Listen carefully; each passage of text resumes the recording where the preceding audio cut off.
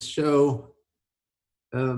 This is a jar of honey from one of the hives that I managed over the last year. Oh, it's beautiful. It's quite good. Normally, I don't filter my honey, but my wife doesn't like wax bee parts in it. So I've filtered it. But this is honey from our hives. One of my great pleasures is tending our bees. All right. So with that, we have a lot to cover today.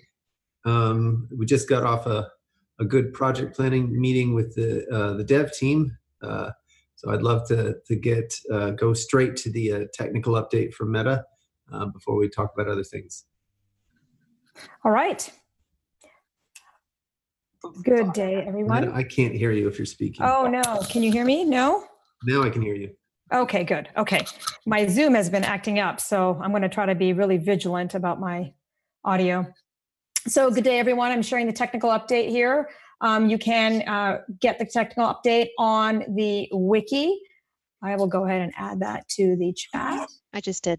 Oh, great. Thank you, Kelly. Okay. So we tested, as I reported last week, we were testing internally doing a test of validator bonding. I'm going to ask everyone else to mute.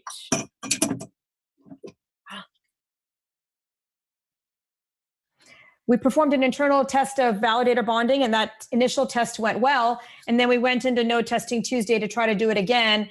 And we got tripped up on a change to the internal protobuf definition. And so this wound up affecting the bonding helper file. So we got a fix in place, and we're going to retest the community tomorrow morning at 7 a.m. Pacific Daylight Time. Kelly is coordinating that effort. You can look into the node testing channel for updates around that. I'm also working with Kayvan to reproduce some of the performance issues he experienced with retrieving data from the blockchain. Node 7 releases next week. Testnet will be refreshed on 10/15. We will be relaunching Testnet as part of the October 15th refresh. And the reason for this is because we have breaking changes. And also we want to introduce We need can you hear me? We need the testnet faucet address as a result of that as part of Genesis. So that will be a hard refresh of testnet on October 15th. The Rolang team, moving into the individual team updates. Cost accounting, PRs have been merged. Deploying contracts now requires cost parameters. You can look at the node testing worksheet to see what the format of those parameters are. I believe the node README in GitHub should also include that information. Cost accounting, we discovered a little bit more non-determinism, but we have a good proposal to fix it. We've documented that in Core 1305. We expect to get that proposal reviewed in the next couple of days and implement that fix next week. The name registry, the PR is merged for the registry and registering public names. Both of these PRs are in, and we expect them to be merged this week. They will go out as part of Node 7. There is a PR to remove listening and sending on forgeable names. We are going to hold on this PR until all the contracts are ported to remove the use of forgeable names. So that PR is on hold until all the contracts are ported. We have an enhancement made to Rolang by Chris B from LifeID to support byte array concatenation. Thank you very much for that, Chris. Chris needed it, and he had a discussion with Kyle and cut the PR, and so it's been merged as part of dev. Casper team, validator bonding is complete. Validator bonding fees are also complete and merged. And if you want to know what bonding fees are, they're basically a Sybil attack prevention mechanism. You can go read up on that inside the Validating on the RChain Network document that is in GitHub. We also created an API to support validator bonding as part of the project. Please mute.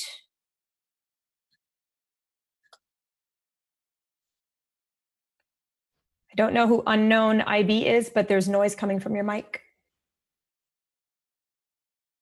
Meta, while we have a moment, I want to call out that thing again from Chris B from LifeID. That's just awesome. This is the kind of community engagement we really want to see. People needing to use the system, it doesn't quite make it all the way, and so they take it across the finish line and give it back to the community. That's awesome. It is. It's very, very cool. So there will be an API to support validator bonding as part of the project. So that comes from the protobuf change, and Mike Birch has already cut a PR.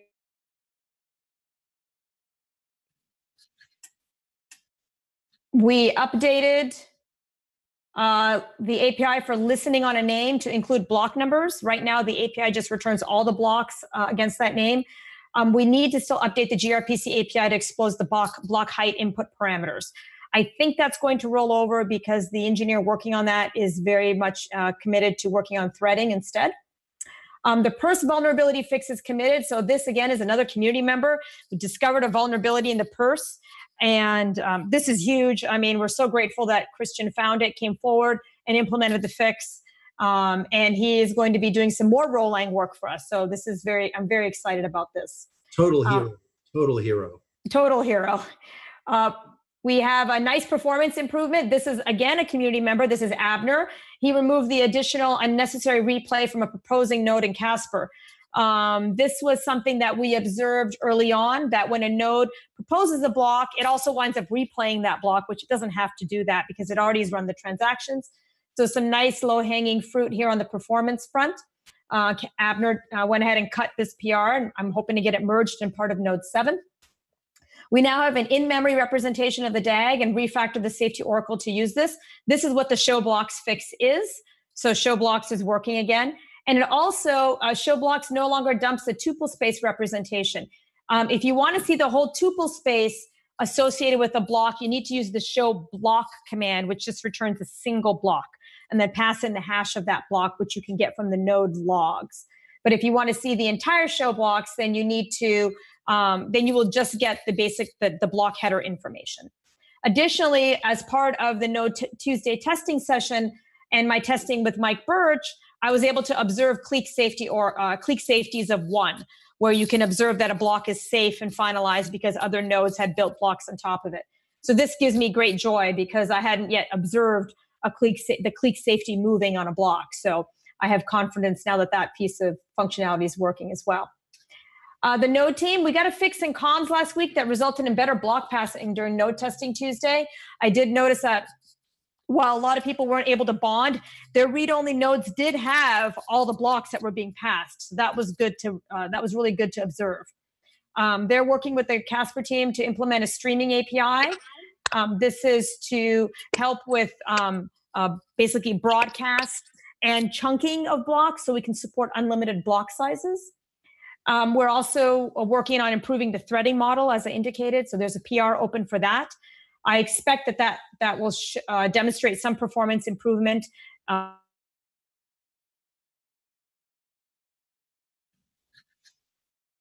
We lost your mic, Meta.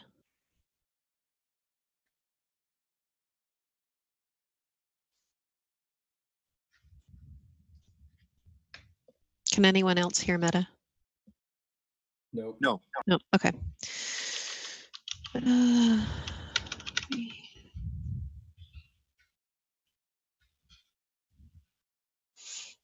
Hey, Meta, if you can hear us, we can't hear you. My Zoom just crashed. Oh, no worries. But it was good news about the progress on threading. Is the last what we heard. Yes. Oh, Too much okay. good news for Zoom to handle. Too much good news for Zoom to handle. That's right. I think that it believes I'm sharing my screen, but I am not sharing my screen. Oh, here we go. Hold on. Well, everybody has the link to the update, so you can. I guess it's for Christian's sake. Let me just try this one moment, please.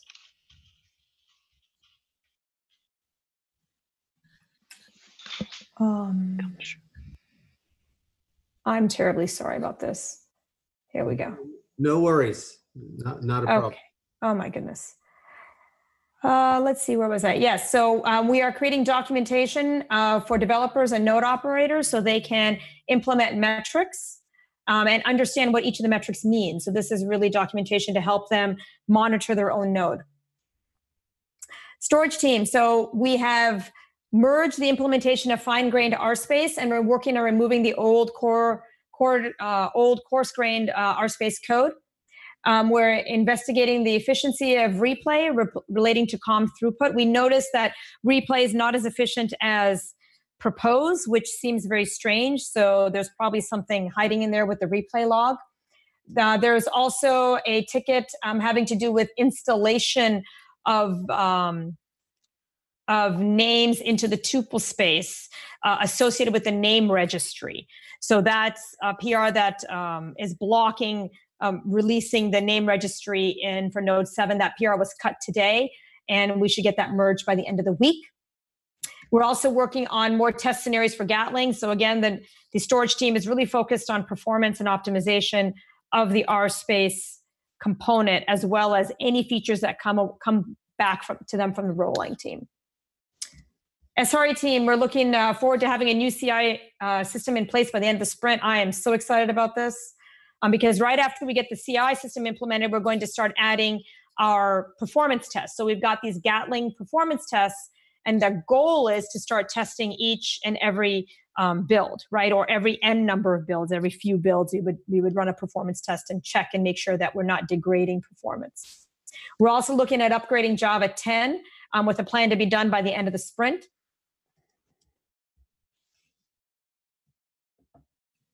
I am working with the RSong team to bring that in, working with Kayvon to bring that into CI. So we have continuous integration on the song system. And then the team is working on establishing SLOs, so service level objectives. And so to talk a little bit about what service level objectives are, is the team is working on providing a plan as to how they're going to help monitor the broader network, right? And that there's so much that goes into that. I can have Kelly speak to that here as soon as we're done. Actually, Kelly, why don't you take it? Because the last two things you can talk about, last several things. Sure. Thanks for that, Meta. Yeah, the SRE team met today to really start to focus on what the SLOs can be and how then to measure and deliver them as it relates to the Mercury release. So thinking in terms of speed, transaction speed, or security and stability are their key focuses as they're moving forward. This work will happen incrementally. The work that we're planning for next sprint largely relates to speed and making sure that there's a good plan and a well-documented plan in place in terms of what are we measuring here, how do we measure it, and then how do we monitor it, not only in the node but across the network. And so really looking to focus in that SLO space over the next few weeks and continue to support the team in other ways. The Rev issuance, for those of you who are curious to know how that script works, it is in GitHub, and we actually very much encourage and ask for community review of this script to understand how we're going to issue Rev based on rock balances with the launch of Mercury. This is absolutely something we will practice and demonstrate in the months leading up to the release of Mercury. But in the interim, you're welcome to take a look at that script, and feedback is always welcome in that space. Incentivized Testnet has a name. It's called the Series Games. Series selected by a group who recognize that we're naming our deliverables after planets, and planets have partners. So Series was the partner of Mercury. Interestingly enough, another fun tip, the Series Games was a part of a festival in ancient Greece, Rome, during the springtime. So we are planning on delivering the Series Games. It will start in December and run several rounds. There are about 16 games that are planned. There are prizes planned as part of this. We will look to deliver a website in October with much more information, but the team is working very quickly to collect all that information and get it to a position where we're ready to start marketing and publishing it and sharing with the community. Finally, the website. I know that there are things that probably need to change on the developer website. So I want to make sure that there's clarity. When you go to the developer website, you will see on the bottom of your screen a button that says share feedback. This is integrated into the Jira ticketing system. This is the process that the development team uses to make improvements. So if you have feedback on the developer.rchain.coop site, please use that We do not monitor Discord for feature changes or change requests related to the dev site. So please help us queue up that work in a process that we know is reliable and deliverable. That's it for me, Meta. Thanks. Thank you. Opening it for questions. A couple of things. Is Rita on the call? Yes, she is. Thank you for reminding me. Rita, we welcome Rita to the project program management team for RChain. She's joining us as a project manager. I've had the pleasure of working with Rita in the past, so I'm happy to say that I managed to convince at least one person to come with me on this project. And she's in San Diego, so I have a cohort in crime here in San Diego, so I'm super excited about that. Rita, why don't you go ahead and introduce yourself? So my name is Rita Allen. As Meta mentioned, we'd worked together once at a different startup some time ago, and I'm excited to be a part of this, and I can't wait to start contributing meaningfully, and I'm looking forward to that. So this is great, and I want to be a part of getting this stuff out at the end of this quarter and the beginning of next quarter. Fantastic. It's good to have you on board. Thank you. Thanks for that, Greg. Thanks for reminding me about that. So we were very excited to have Rita come on board. She'll be working with Kelly and myself. Our initial plan is to have Rita shadow Kelly for about 4 weeks, and with the anticipation that she will be working with the Node and SRE teams, and that will enable Kelly to focus time on a lot of our RChain events, working with us to plan the programs out for those events, the Rock Rev swap, and helping me with release management, or release announcements. So Kelly's got a lot on her plate, and man, I appreciate her pulling 50% of the weight this entire time. I'm so glad we have Rita on board here to help her out. So welcome aboard, Rita. Welcome to the jungle. Opening up for questions. This is a little bit off from the main technical, but I know that you've been on some threads with HackerOne, and I'm wondering if you can share anything about what's going on with HackerOne, or if we should punt that till next week. And I can give a. You cut out, Meta. I've been meeting with the program manager of HackerOne, and we do intend on kicking off a plan with them to have them looking at the RNode software as well as some websites. My plan with them stands that we're going to start with having them looking at some of the website properties in the cooperative umbrella, and I would like for them to start looking at the RNode technology probably around the time when we've got economics and slashing in place, which is probably going to be another month or so, because what I want to do is have at least the economic security of the network well defined, and then I can really kind of unleash those researchers, full force against the software.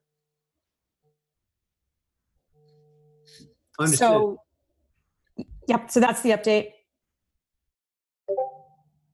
Good. Any other questions from the community?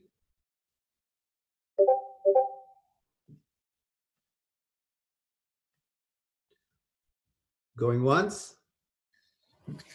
Twice? All right. Silence gives us the opportunity to move over to updates from our venture partners. Lawrence, you want to go? Yeah. Sorry, you caught me typing. Small updates this week. Really nothing spectacular to report on the new portfolio company side. We will have some updates from the existing portfolio companies as soon as those are public, and 2 others that we're trying to bring on board. Continuing to groom those. We did meet with the Toronto Stock Exchange, and we've been in meetings with them for a while. So there's an interesting opportunity for companies that will be in Seattle around the beginning of November. And I'll have a full detailed sheet. But if anyone is interested in listing on the Toronto Stock Exchange, and that may sound like a stretch for some earlier stage companies. But the way that they are set up, they've made it easy to onboard. And so we'll be setting up a dinner with one-on-one from people in the stock exchange, financial advisors for companies that might want to list, and use that as an additional source of funding. And we'll be announcing other partnerships with other governments. So there's that. We've done a couple of speaking events, and we'll be speaking at University of Washington Law School in 2 weeks to help them prep for a trip to Japan, and a couple of other events, and they will go up on our new website, which was we did a soft launch on Monday, and so look for new updates there on how to get funded, how to work with us, and more about the RChain community and resources for blockchain. So that is it for this week. Any questions?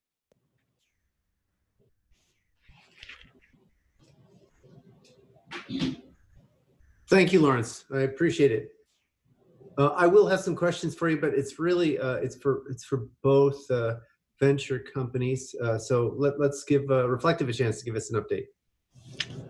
Hi, everybody. It's Greg. We've got a few things to talk about. So next week is the San Francisco Blockchain Week. There's a lot of participation happening there on a sponsorship level from Reflective and RChain together.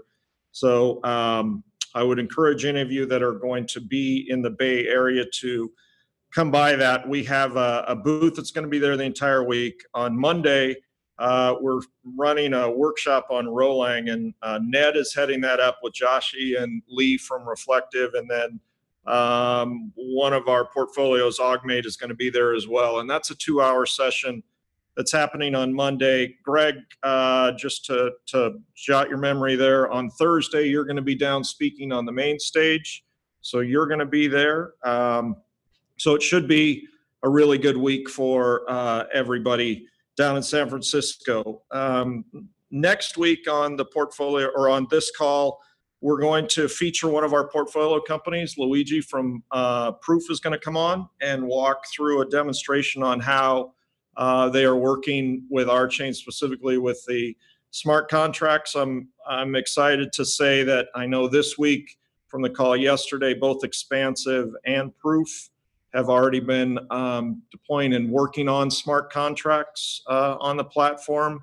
I know we've got about a dozen, if not more, that are doing that as well. And it's a lot of credit to the companies that are doing that. And a lot of it goes towards the team that's helping them as well. So Ned and his group have been a big help on that, just in reporting the bugs, the issues that they're coming up with. They're hitting some blocks. I know Meta and her team are informed of some of those as well. This is something that we have to keep in mind with these portfolio companies as well as we go forward, that not only have we asked them to come onto the RChain platform, but they're also building out their MVPs and their products. So while mainnet doesn't launch for another 5 or 6 months, they're building out the infrastructure and everything behind the scenes. And I can tell you, every Wednesday we have an update meeting on all of the companies. And today it was filled with all 24 of those companies exceeding all of their goals and objectives that we've set. They are, I just want everybody on this call to understand how well they are doing, and for them to jump on board and to start digging into what's happening and to get themselves pushed out on RChain. It's going to happen. It is in the process of happening, but it is a process. And so those guys are really working hard for that. So that's on the portfolio side. And again, we'll hear from Proof next week, and I want to feature one company every single week to talk about their experience and what they're doing on that. Lastly, I want to promote an event that we're doing. Most of you all recall the deal day that we did a couple of months ago and how big of a success that was. That is also happening here in November. This time we are women-focused companies. So we're excited about that, in the fact that we'll have the website up and the landing page and calling for companies to submit. We've got a really nice panel of judges that's coming in as well. That's going to be November 8th. That's happening here. So that's the next thing that we're doing. And I believe that wraps it up for us. Any questions for Reflective?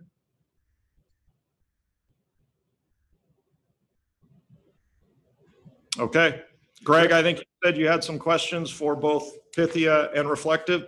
Hey, before you go, Greg, if we could start doing debriefs from the portfolio companies, we'd love to do that. So if we could get into a schedule and cadence, and maybe even put it out, when Reflective, which of the companies are coming, we could also get questions from the community to have the companies answer, especially on use cases, because I know Meta is always asking.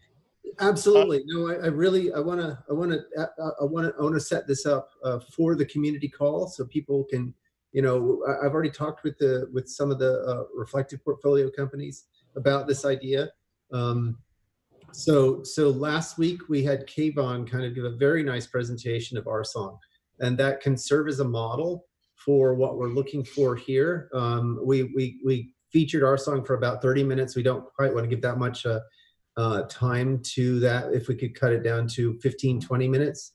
So high level architecture use case and their experience with the platform, I think would be an awesome use of time for the community call. It helps get the portfolio companies exposed to support to the community, who are some of their biggest supporters. And it also allows for the community to start giving feedback to the portfolio company. So that's a really, really good use of time on this call. One last thing, Greg, that I forgot to mention. So next week, along with we'll start that with Proof, and then we'll go through as you and I talked about putting a different company out there each week. And certainly, Lawrence, we can work with your companies to put them into that mix as well. We're also delivering a report to everybody next week that kind of talks through the transactions, the volume, specifically the dollar amount and the amount of events that they're going to be creating on the blockchain. So we've got that in a good format now, or just waiting to get some of the final numbers. I will tell you that it is very, very impressive what these companies are going to be delivering and how that's going to actually land on the chain when that is live. So I know the folks over at Pyrofex are anxious to see that as well, so that they can start anticipating what that volume is going to be. But I'll be delivering that next Wednesday as well to the community. So excellent. So you anticipated my question. Brilliant. I love it. Yes, what I was going to ask for is exactly that. I think what we want to do, and this helps with the validator sale, but it also helps just in general so that people can see what our targets are. But actually, there's a little bit more structure to it. So I think people, and I want to walk people through what the aims and goals are here with this kind of information. So what we're looking for is an analysis, per use case of the kind of transaction volume that we expect to see, as opposed to the dollar value of the transactions. And then we want to cross that against or correlate that against the risk of any one of those transactions failing, right? So let's give an example of a business that would not be great to deploy at this early stage of RChain. We can imagine a business that's that does $750 million worth of business annually, and it does that all in 5 transactions. So if any one of those transactions fails, that's 20% of their entire revenue. So that's high risk transactions. And then the other side of it is if there's only 5, it doesn't really drive a lot of transaction volume. So it would not be very attractive for validators as a business proposition. So what we want to do is to look at, for each use case within the company, what the corresponding transaction volume is and what the risk of a transaction failure is relative to the use case. Does that make sense to everybody? Yeah, Greg, and I can speak. For example, when we're lining up the companies and we're looking, to your point exactly on the dollar, we're not talking about how much revenue they're going to be generating. We're talking about how much dollar, how many USDs or whatever the currency is that's going to be passing and flowing through the system. For example, Expansive, who's in the commodity side, when they're looking at a barrel of oil that's $75, right? how much that is going through and the rip that they're taking on that, but how many times that is flipping through the blockchain when that thing gets traded 18 times before it gets to the end result, right? So there is a dollar amount to that for each time.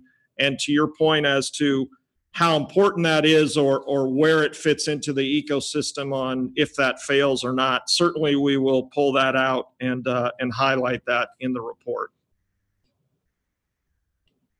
Yes, that's awesome. That's exactly the kind of information we need. And as I've said, it's just more data for validators so that they can see, why this platform is attractive. But it also helps the entire ecosystem kind of understand what our aims and goals are. When I sort of provided that slogan, Visa level transactions plus Facebook data, this kind of hard data that we're getting from the portfolio companies and the other use cases we've been exploring is exactly what gives that, takes that from just a pithy slogan to something that's sort of business actionable. So Lawrence, does that make sense? Do you think? No, it's a really good idea. If you can get a format that you want the data to come in, especially with companies like Lucidity, which have just vast numbers of transactions that they do when they're looking at ads. That way we can put all of the data together and show the total volume that would be coming to validators from so many different sources. And then Life ID is that, trusted platform on top, and trusted keys, their own Visa-like network. We can start setting things up that way to show volumes, and we can aggregate the numbers. So I think that's a really good idea. So if you get a format so that everything starts to look consistent from all the myriad portfolio companies, that'd be good. Awesome. Or we can just give you raw data. Sure. Well, I think amongst the three of us, we can probably come up with a reasonable format. Okay. So, if possible, I'd like to be involved in that. I'm still waiting for budget approval, so I'm kind of constrained resource-wise, but I'm happy to join as much as I can. Awesome. Thank you very much, Ned. And we'll talk about budget shortly. Okay. On to another thing. Fabian, are you on the? Actually, let me just make sure I closed out that properly. Did we cover everything we wanted to cover on the two venture? Yeah, I think so, Greg. We'll be showing what the entire economy and that ecosystem looks like next week. We'll be promoting that, and it'll give a more of a visual as to what you're looking for, and the community should be able to get their head around that. Fantastic, very good. A similar kind of analysis, but from the marketing side. So Derek, Fabian, I don't want to put you on the spot, but you did such a brilliant job of analyzing RChain's presence versus the presence of other crypto projects. I was wondering if you would want to present the spreadsheet you shared with me and walk through that data a little bit. I'm happy to do it. Let me find the link. Bear with me for a moment. Let's see here.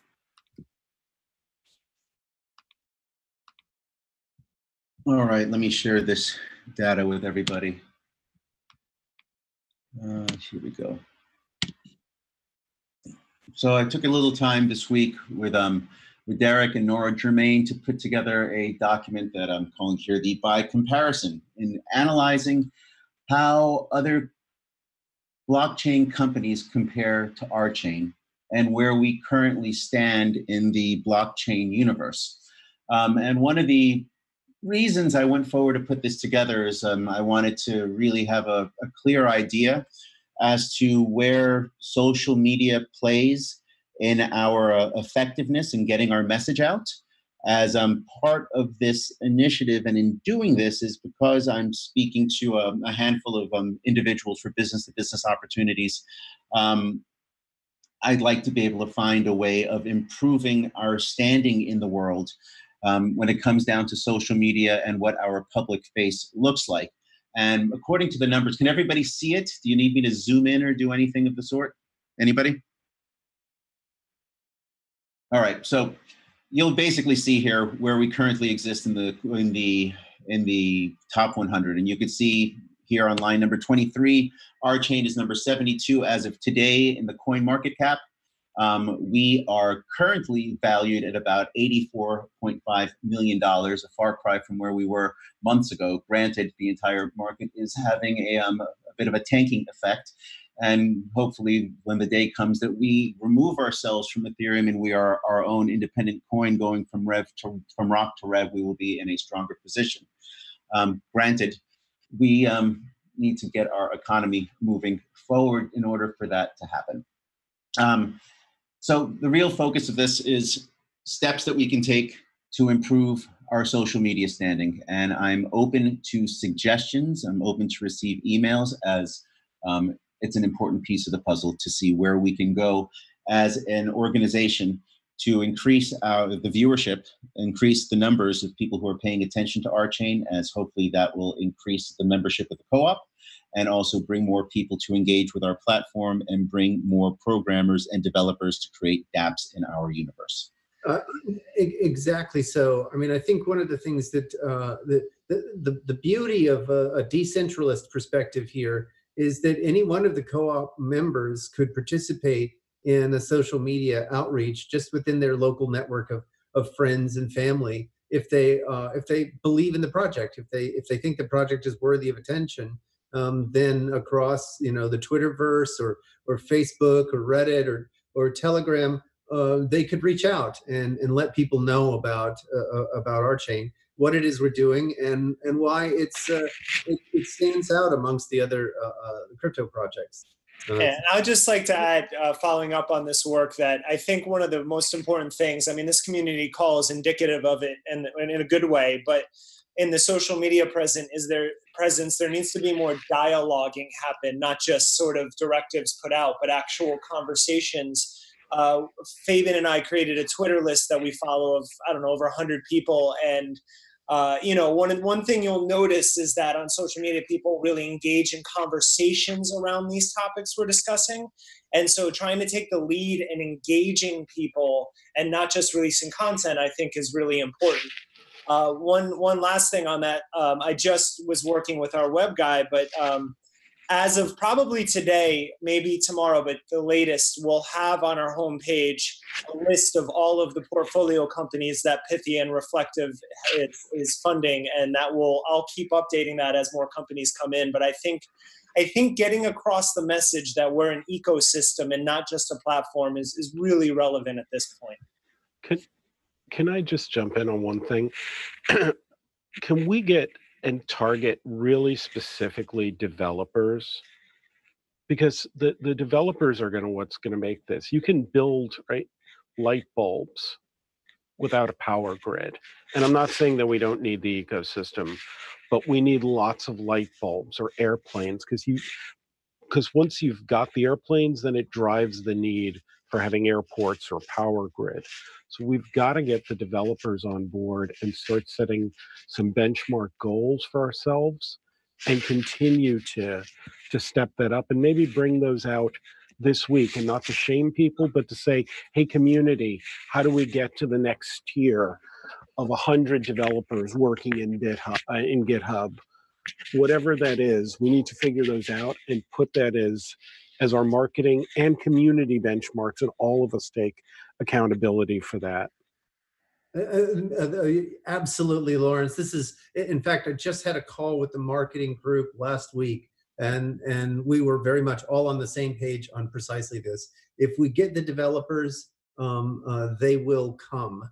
The rest of the community will come. In particular, there are many other communities, from investors to early adopters, that follow the developers.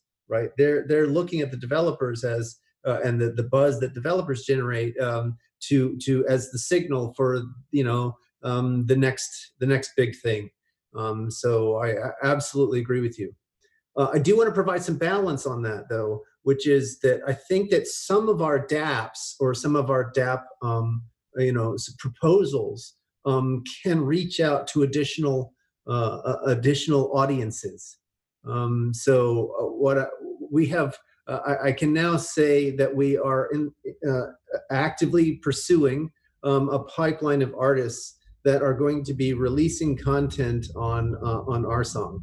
We have most of the agreements in place to get that going.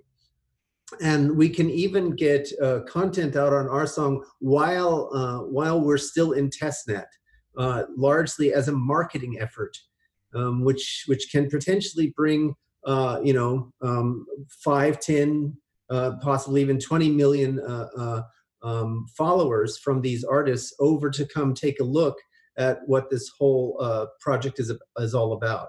So the way I couch this in Boulder to some of the folks on the marketing team is it's really about computing as lifestyle. So if you want to analyze this from the perspective of industry precedent, one of the ways that Steve Jobs revitalized Apple at a key point in their trajectory was through the iPod. iPod and then iPhone were crucial to the revitalization of Apple. And the insight there, at least as I read it, was compute as lifestyle. And I think that we, with the DApp infrastructure that we have and that we're pursuing, the ecosystem we're pursuing, at least a good chunk of that can fit well within that rubric of blockchain as lifestyle. RSong is an example of that, but I think there are lots of others that we can point to. So I think it's so the reason this is relevant again is because most people to make the jump here for most people, the crypto experience is just simply too arcane, too much aimed at the propeller head. What we showed with RSong is that you can provide a different kind of experience, a very compelling experience for people, and you can have a wallet hiding in plain sight. Right? That's one of the things that's really important about this restructuring and reimagining of how we approach the market.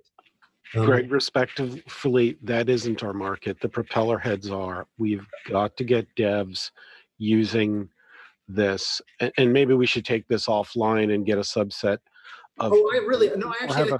This debate is really, really good because I think we're right at the point where we can now approach both markets. Then I'd love to hear from other folks. I strongly believe that getting the devs on board, it will drive more portfolio companies, will drive other things, but we need people out evangelizing and saying, I am building on RChain, I am launching apps, I am messing with Rolang, and here's why it's an 8-lane, right? Going back to your 8-lane highway versus 1. We need those stories out. We need that at hacker events. Sure. So if I could chime in a little bit, I mean, I agree with both, I think just only going to the devs, only being the propeller heads, you're not with so many other competitive projects out there. So we need to do both. We need to prove to the devs that we are a sustainable platform, a sustainable ecosystem. And, so we have to do both. But without solid business use cases, without other folks who are going to start using something like RSong and not even know that there's a blockchain underneath it all, I think I'm missing your point, Ned. I'm missing your point. So I think here's the way I would say. So yes, a lot of thought leaders follow the devs. The question is, what do the devs follow? And right. Devs want something they can launch on. Let's look at tech platforms that have worked successfully, that people have written on. I mean, Ethereum was a good example of that. And I'm not saying we need to follow that exactly. And don't get me wrong, it's not just about the devs. We certainly need other things. But this is I think this is very much the argument with what the devs were following was essentially the money. Right. They were following the money in that particular case. So now we're in a different market, right?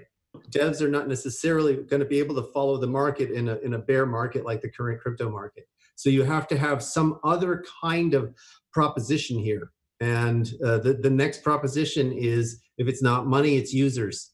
It is. And there we need to make crypto every day through RChain, right? Through wallets with great user experiences, because that's where a lot of the transactions will flow. And for all the portfolio companies, I would love to see those, pulled forward so that we can identify that it is a better user experience than they're getting in other platforms today. Yeah, so I think this is a wonderful conversation, and this is exactly the kind of dialogue that I think that Derek and Fabian were pointing to, is what people respond to and they really resonate with is dialogue of this kind, and that's sort of what RChain Cooperative is all about, being able to have these kinds of more in-depth and meaningful conversations. So I mean, if I can be so bold as to register an opinion on this. Please. Those of you that were at the H3 Uni conference know my opinion on this. So I hear that, wanting to have a delightful platform for developers is obviously very important, and app developers. But I want to put a caveat in place there to say that it should be very easy to push data into the platform and get data out of the. It should be reasonably delightful for a node operator to operate a node and monitor it.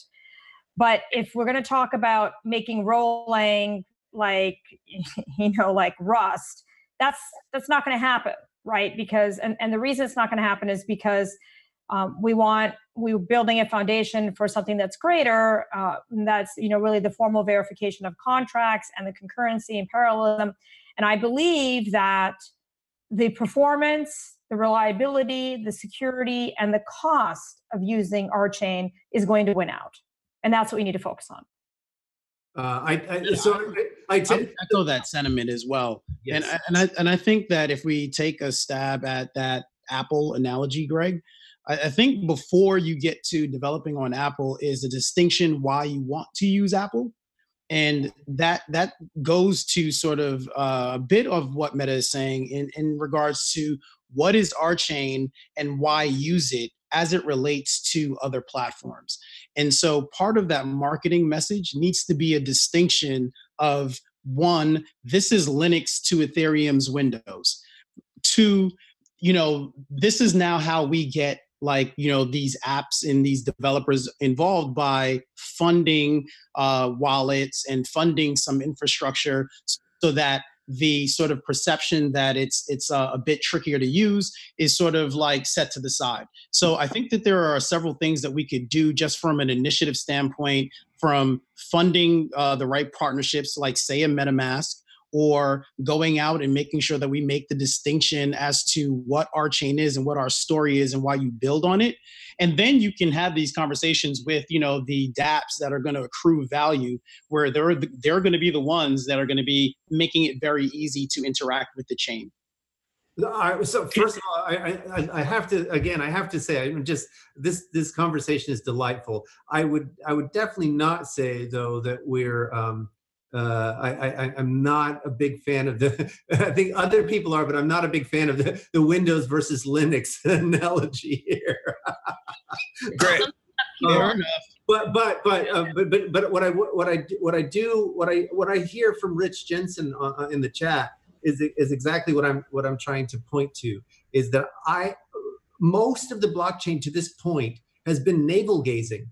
All of the dApps are all about the blockchain itself, not about interacting with the rest of the world, right? Most of them are about monitoring blocks or exchanging tokens within the system. It's not about the connection between the system and the outside world. And the more we have applications exactly right, Patrick. The more we have applications that connect to the outside world, that allow us to deliver a delightful experience, a heretofore unavailable experience, that's going to provide new ownership, new community, new engagement, fresh engagement. And that's the kind of thing that I think we really need to consider when we are talking about driving volume on the platform. That's the important thing. But I have to sort of stop the conversation there, even though it's got lots of energy, and get an update on marketing from Patrick. Hey, nice. Thank you for that.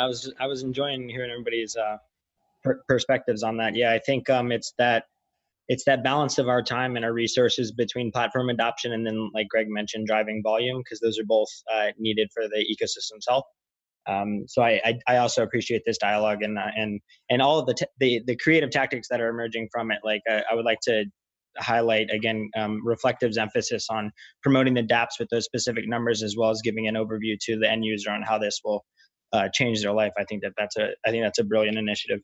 So following the format of the traditional or what I'm doing now, I'm going to start with infrastructure, go to adoption, and then open it up for further dialogue on the infrastructure front. Derek pointed out that portfolio pages will be no later than tomorrow, and that's the immediate updates of the website will be the portfolios or dApps page, the partners page, leadership, and then an update for the actual cooperative itself to have information on that. Then within estimated 2 weeks, we'll have a roadmap that includes a finalized website improvement process that will have a mechanism for community feedback. I like the ticketing system that Kelly reiterated for developer.rchain.coop. I'll have to use that moving forward. Yeah, and that's a quick update on the website. On the blog front, so it has been now migrated to the subdirectory, so you can find blog at rchain.coop/blog now, and that helps with SEO as well as just consistency. It's currently undergoing another version 2 design similar to the website. We want to update the aesthetic as well as optimize towards those 3 segments that I think the dialogue was about. That's the interested dev, the interested member, and then the enthusiastic community member at large. So wireframes are being finalized, I believe, today, and there's already a test environment. So we'd look to have that update within the next 2 weeks as well, probably next week. Let's see. Okay, so membership site. Again, that will, if you remember my last update yesterday, that actual work stream will kick off after the annual meeting, because they're focused on the leads of that are focused on secure member elections for the actual board elections, as well as items of business. But we have circulating a requirements document and kind of brainstorming around what those iterations could look like. And then that also that content that is being used to generate the updated co-op page will be repurposed and used to build out the robust or inform the content witin the membership portal or website or whatever we want to call it. On email communications front, the first test newsletter was sent out last week with Derek's to a small subset.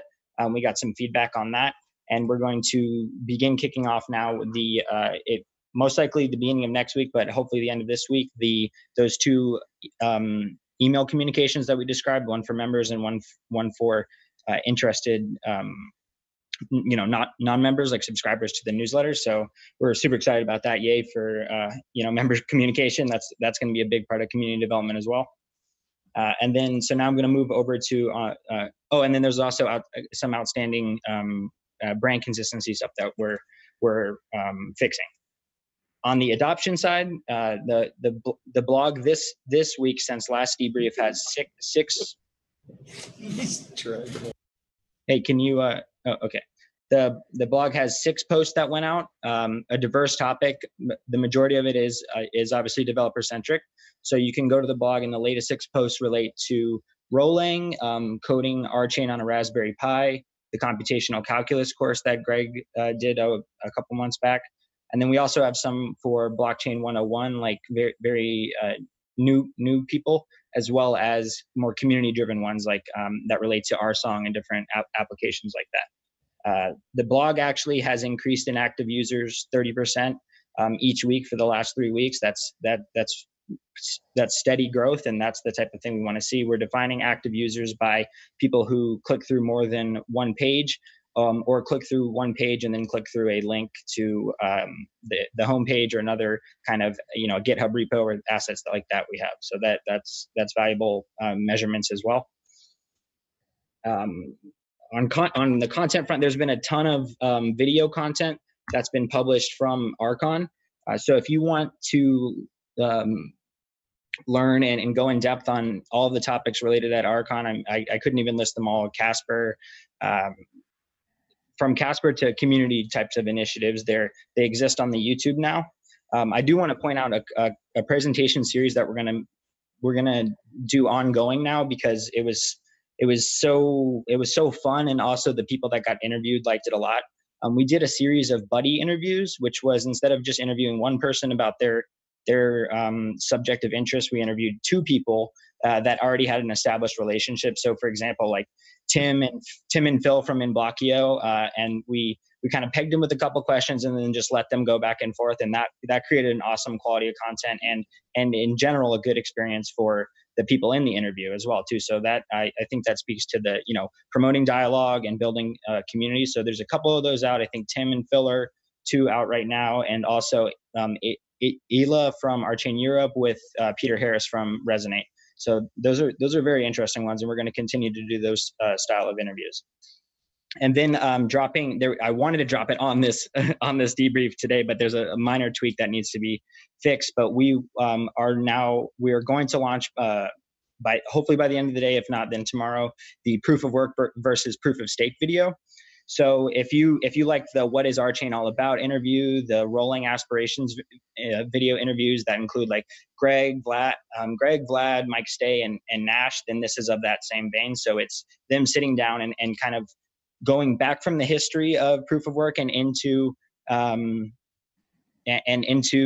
Greg, and then into the why proof of stake is so important and powerful, and then Casper specifically. So I have 2 minutes left. I will just go through the other ones really, really quickly. We did have some press coverage and the right press coverage that we wanted, and it was done by community initiative. So that speaks to that dialogue a lot. We got covered in the top 10 Ethereum projects by most dev activity by a very credible resource. So thank you, Dror and Nash, for coordinating that. And that's like the type of that outreach that is very organic and very impactful. Social media was fairly addressed. I think one of the things that we're doing, we compiled a list, and we want to we're going to staff up some community managers to help contribute to that dialogue. Again, we're looking specifically for people that are already interested in those topics themselves. I will just go very, very quickly over. Actually, you know what I'll do? I said that I started my first office hours Tuesday 9 a.m.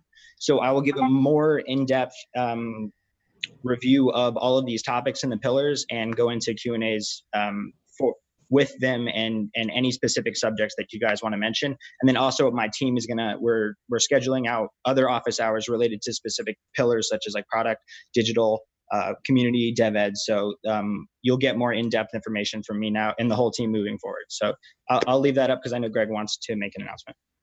Awesome. We have a quick question on the Reflective conference. Can I just interject for a minute? This is Megan Knapp speaking. I'm in the Reflective conference room. But we, outside of the discussion of marketing strategy, what I'd be really interested in is understanding, is the co-op management happy with the ROI on our marketing efforts so far? Because looking at our, social media is obviously only one metric, but if I were presenting that, I don't think that's good enough. And I think that, especially given all the different marketing efforts. So I want to understand, what are the metrics that our marketing efforts are being measured against? And outside of the particulars of the strategy, where are we against those metrics and how can we improve?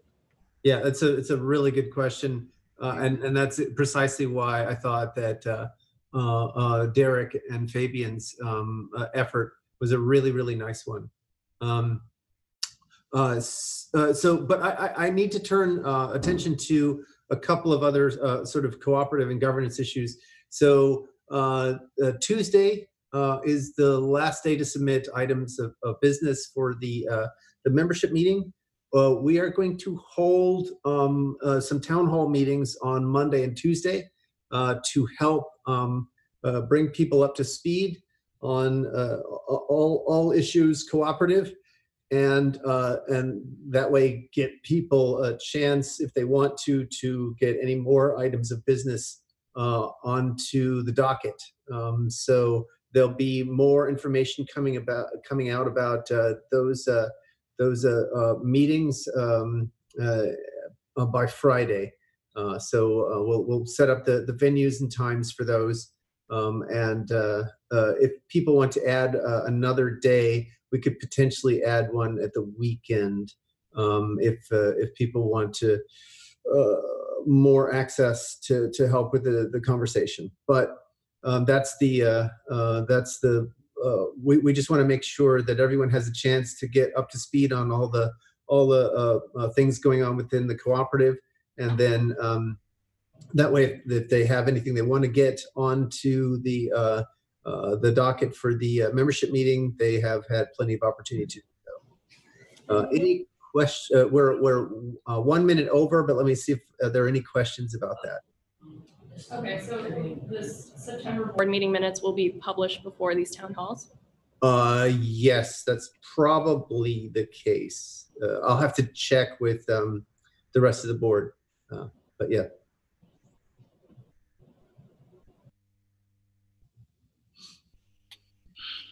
Okay. Hey, Greg, Yes. I wanted to say something real quick, or ask something.